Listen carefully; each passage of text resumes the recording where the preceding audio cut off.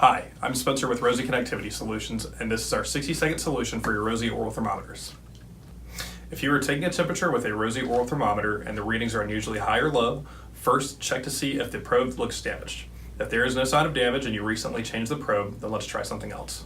Look inside the blue well where the probe goes and see if there's a probe cover lodged in the tube. If there's a probe cover in there, it will interfere with correct operation.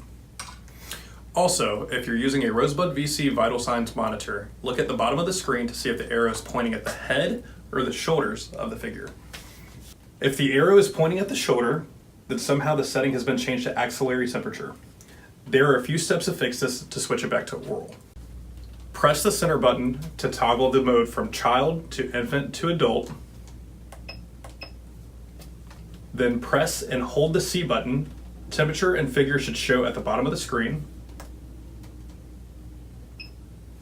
Press the blood pressure button and it should move again to the figure's head. Press and hold the C button down again to return to your regular screen. If it's set on adult and it's still not working, please call our tech support team for further assistance.